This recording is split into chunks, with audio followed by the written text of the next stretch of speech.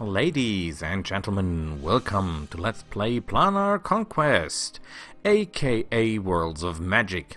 Yes, I'm redoing this video because I didn't explain a lot in my first start of this game, and I forgot about a little detail that killed my first Legend of Heroes replay or Let's Play, so we'll do it better this time.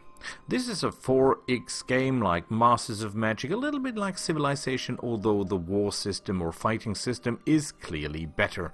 There's a lot of magic involved, and those of you who like Dungeons and Dragons will be absolutely glad with this game because it's D20 and you will know most of the spells and perks and special abilities of the heroes and the units as well. With that being said, let's start the game.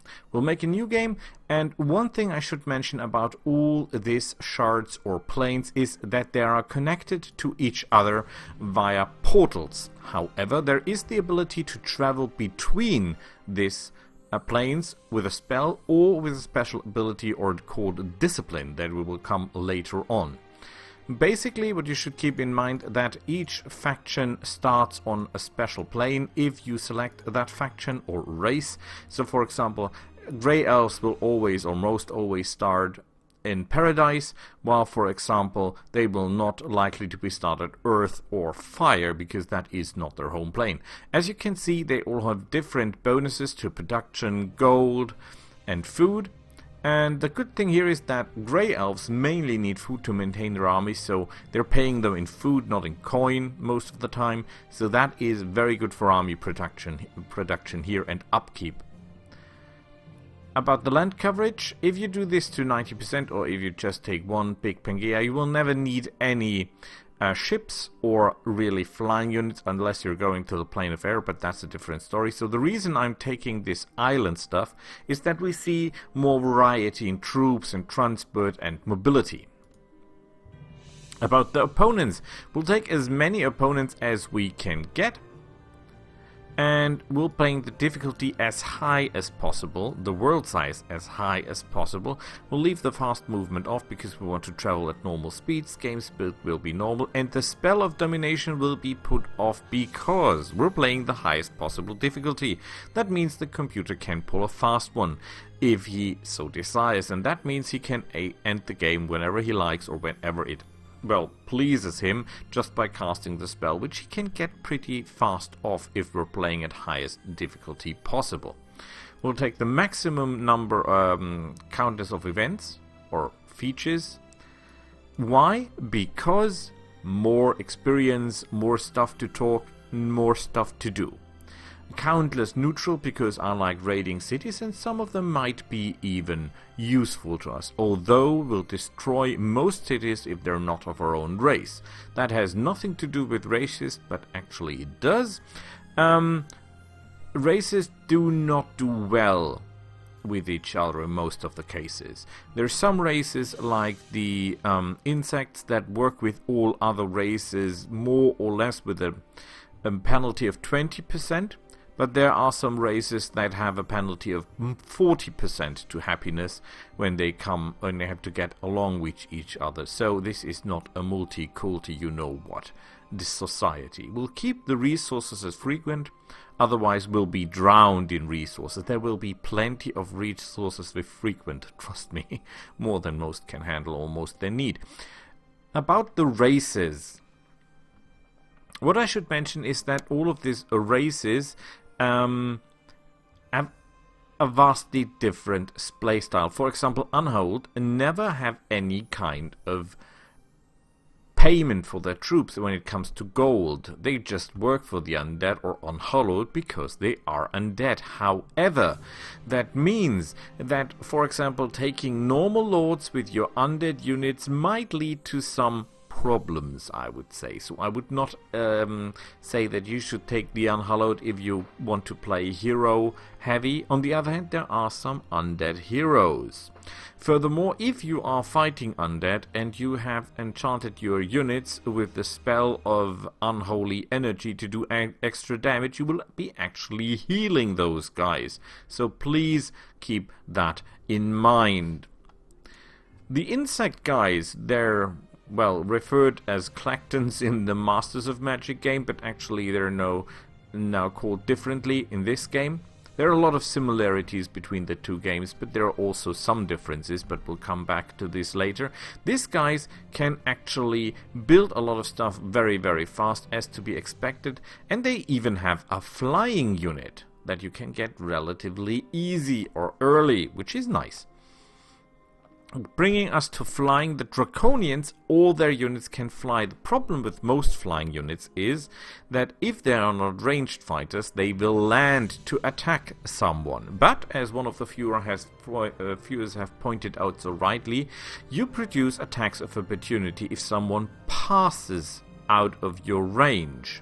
So for example, if there is a unit standing close to us and you're flying and they're not, and they're moving away from you because they cannot hit you because you are flying, then you get an attack of opportunity. If you are attacking with a flying unit, a ground unit in melee, both units will be fighting each other. So the best thing you can do is just take a very either fast ground unit or expendable ground unit, put all your flyers forward in contact to the enemy, and then just let them hunt your ground unit, and your flyers will attack of opportunity them to death without getting counter-attacked.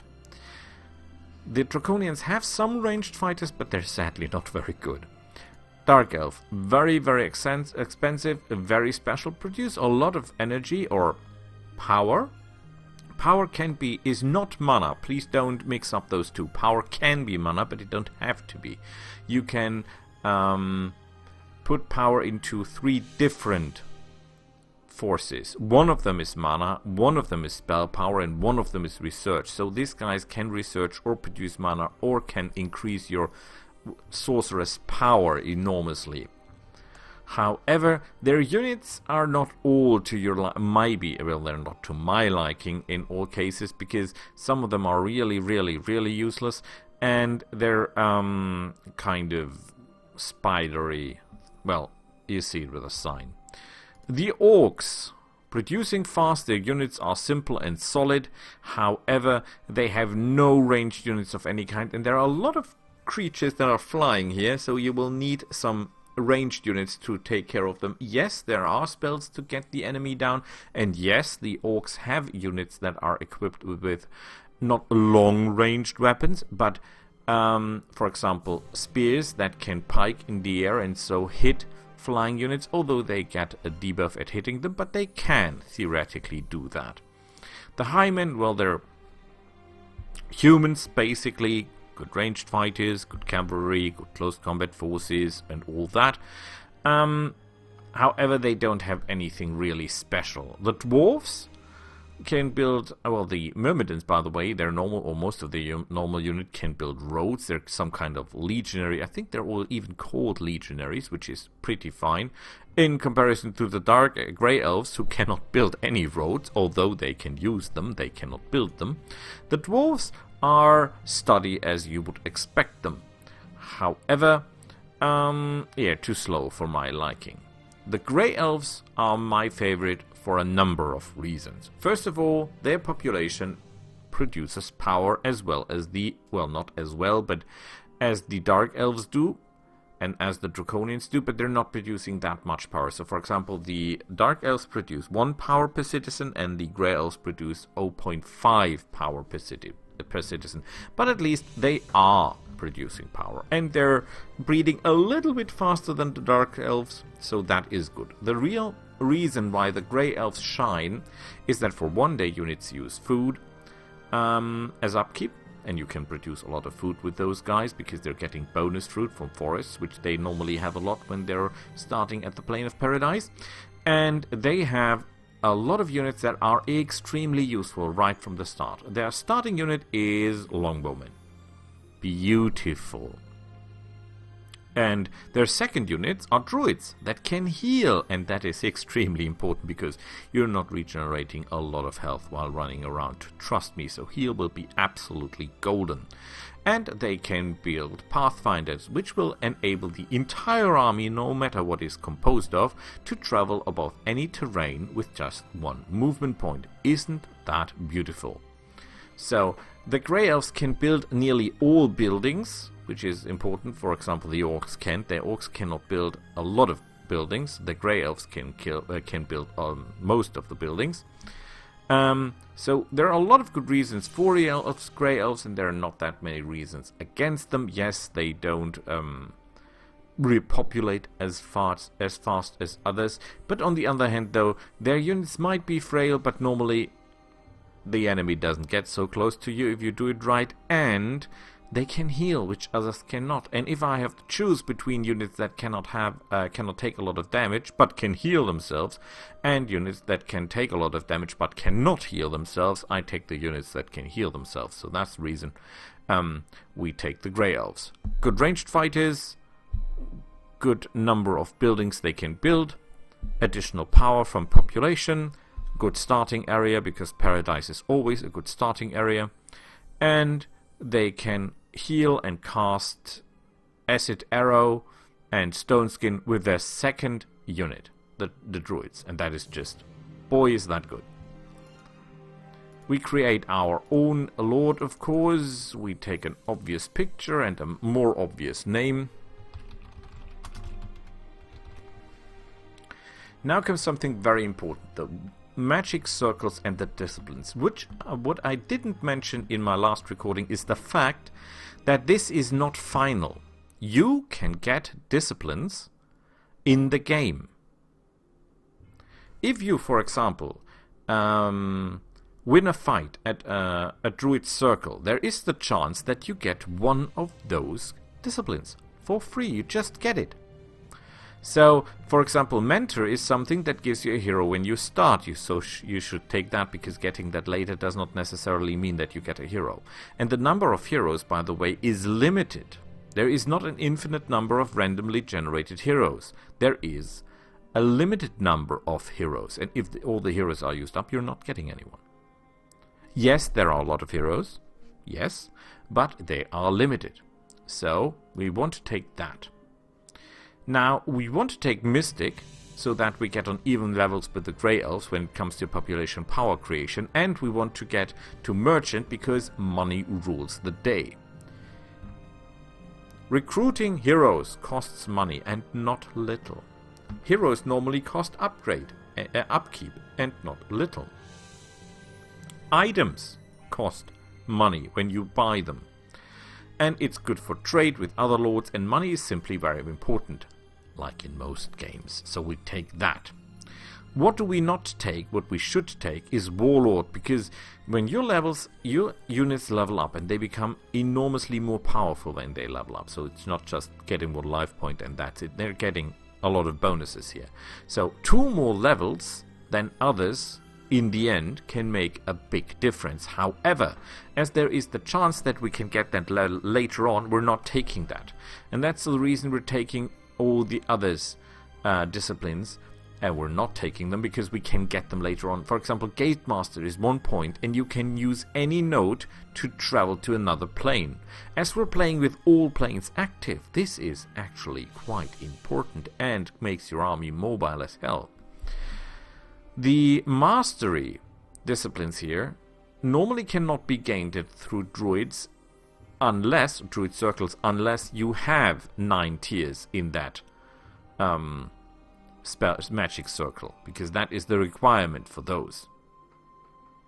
And as you can see, there's some others that have prerequisites to get them. Most of the disciplines only give you a bonus. As you can see, they're not enabling you to do anything special like getting a hero right from the start. They're just giving you a bonus to something.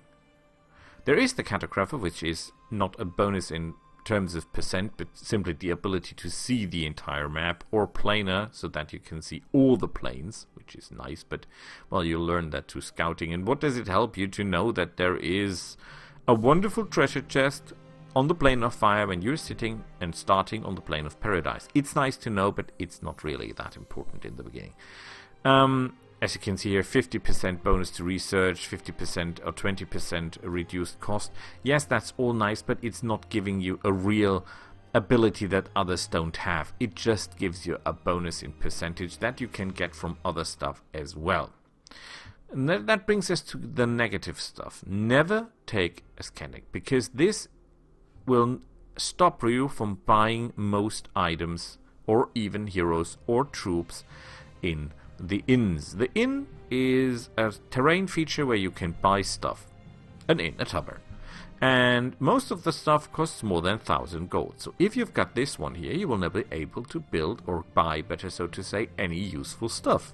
So never ever take that. On a short game, maybe. On long-term games, and this is intended to be a game that my grandchildren will have to play, because I'm not living long enough to complete this game, I fear, because I'm over 40 years old, and with all planes active, this will take a lifetime to complete. We're not taking that. Yes, we're taking the Butcher, because we're ruining every city we run into, unless they're Grey Elves anyway. We're taking Heretic, because our power comes from our people, not from our buildings. Opulent, because, well, 10% penalty is okay. We'll have so much that will just not hurt us, and we'll need the points. Tyrant, 10% unrest sounds like a lot, and if we're playing Fallen Enchantress Legendary Heroes, this would be a killer, because my unrest always kills me. But later in the game we'll have enough ways of buy spells or buildings or garrisons to reduce the unrest in our cities. Well, I'm really not happy with the Prude thing, because most of my builds build on reproduction of my population, and I personally like sex a lot, but it's 2 points and we need the points. It's like, it's just how it is. As for the magic cycles, as I mentioned, don't mix the fire, water, air, earth, life cycles with the destruction, biomancy, protection, augmentation, and summoning, mentalism, because they overlap each other. If you take 3 in fire and you take 3 in destruction, you will get the fireball from both, but you can only have fireball 1, because once you know the spell, you've got it. So that is not what we're doing. We're taking either in the upper section or we're taking in the lower section, but we're not mixing up these two. Otherwise you will be wasting spells, unless you have a very, very, very specific need for some spells. We're taking protection 8. Why? Because in the 8th level of protection, your units will get the ability to fly. And if all your units are flying, just think of an army of longbowmen flying. And that is a spell that works on all of your units, on all of the planes. That means you cast the spell, it has an upkeep, but forget about the upkeep. We're mystics, we'll have more than enough mana each turn. All your units will fly. All your units. That means everything flies everywhere. Boy, is that great. Not only for mobility, but for tactical use in battle. Absolutely amazing. This will render a lot of enemies useless, because they cannot reach you. The Earth Giant or whatever cannot reach you. Yes, he's a melee monster, but you're flying and you have Bowman as your number 1 or tier 1 unit. Absolutely amazing. Not counting the fact that protection always also gives you a lot of other bonuses to your cities when it comes to defense. You can cast spells that are working on all the planes, at the same time protecting your cities with fire giants, for example, to a very reasonable price.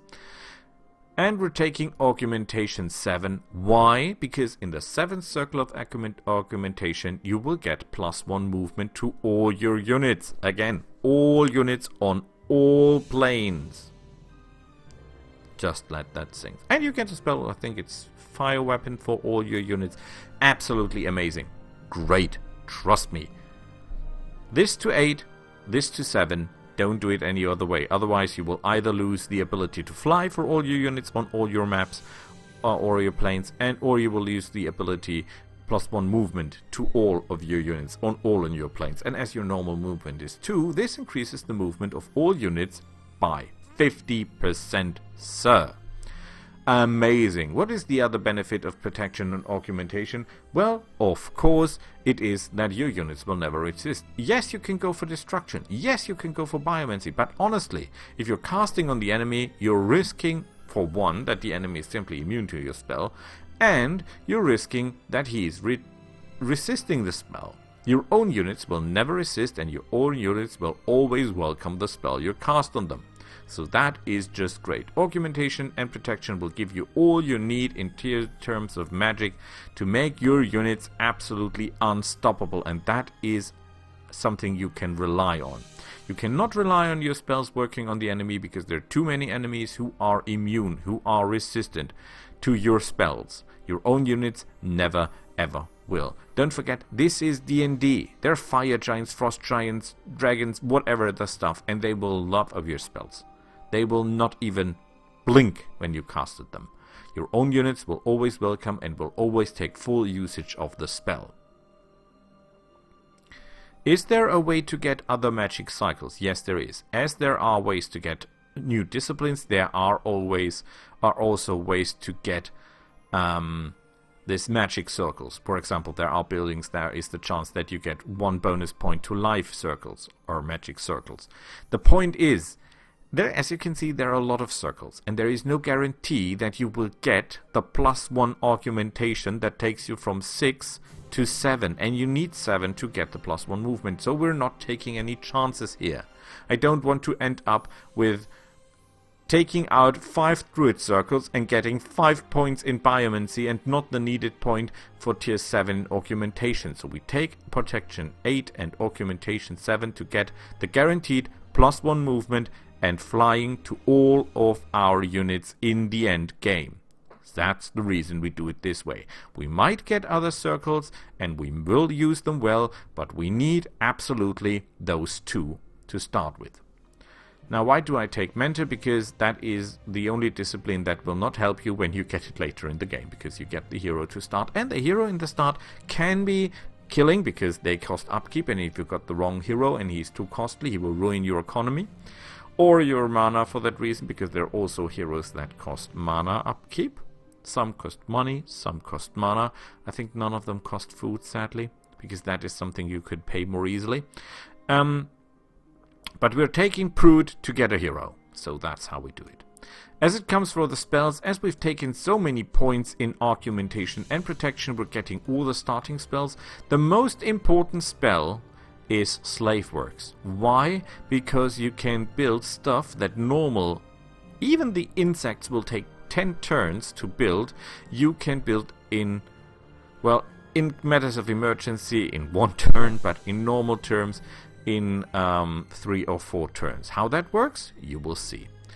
Please keep in mind that a flaming weapon is nice, but there are a lot of units that are immune to flames, so we're taking freezing because that is a little less frequent.